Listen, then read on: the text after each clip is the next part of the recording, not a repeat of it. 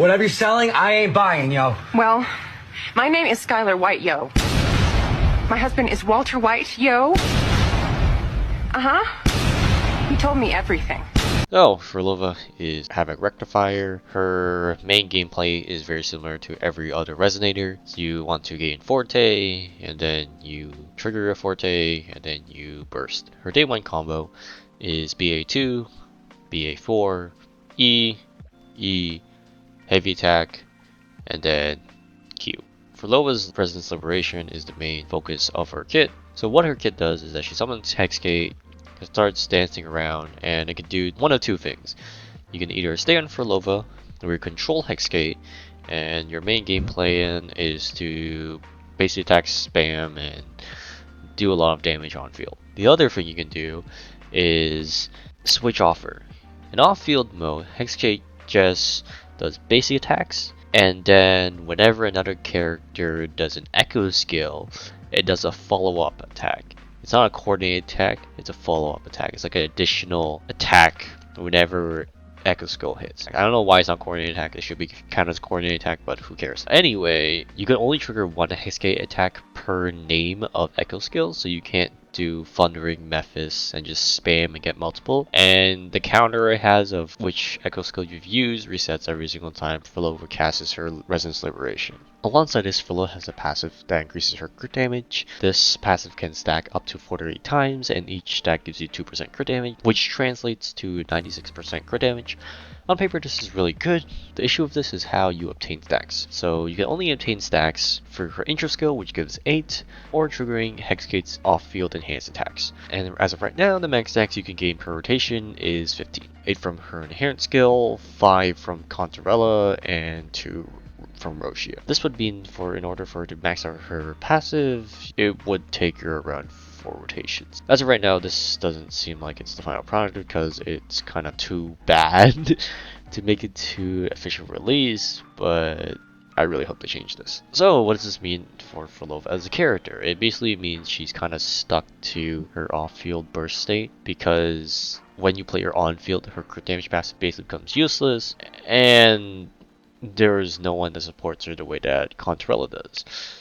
Or should I say, there's no one that supports Cantarella like Phrolova does, because unsurprisingly, when your main game plan is to sit on the field and do damage and not really buff, your on-fielder takes more of the priority. And in this case, it's Cantarella. Having access to multiple aspects in her kit that counts as different echo skill damage, being able to do decent damage herself, and having the healing and the fast motion values to support it, it's kind of telling that Phrolova was released to support Cantarella instead of Cantarella being released to support Phrolova. On top of this, the new set that just came out is a 3-piece set, so you get the full value of only having 3 pieces instead of the usual 5 that we have. The set bonus basically supports Cantarella in every way that you want.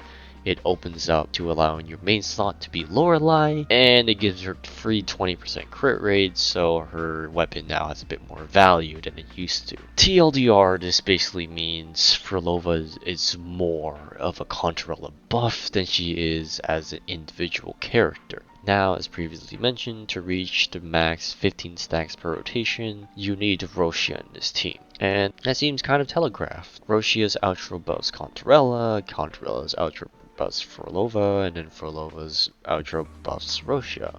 It seems like a very copy-paste of the triple fusion formula. The issue with this is Phrolova, just by the very nature of her kit, you want to use her before your entire team members, which means you want to use her before Roshia and Cantarella, because if you use Roshia, Phrolova, Cantarella, then Cantarella doesn't get as many buffs that you want to give her.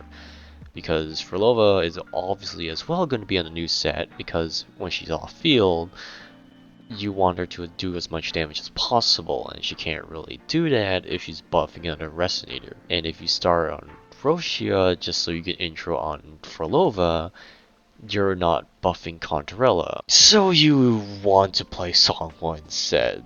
This is quite disappointing in my opinion, because Roshio once again loses her placement in the team due to Songhwa being able to generate Concerto better. With Songhwa in the spot, you can do Songhwa, intro to Phrolova, intro back into Songhwa, and then intro into Cantarella. And then you intro back into Phrolova, and then you repeat to Songhwa and Cantarella. This is just way more plausible, and in my opinion is probably the way to go if things stay this way. As of right now, I really do not think Phrolova will stay the way she is. I really do think Crow is just testing the waters of how much they can push an off-field damage dealer, and I'm really hoping she gets the buff she needs to kind of push her over the edge of basically being a Cantarella support. But these may be my day one thoughts. Maybe I'm looking into this a bit too negatively, or maybe she really is the Cantarella support that we all didn't expect. Let me know in the comments. But for now, I can't wait for another skip patch.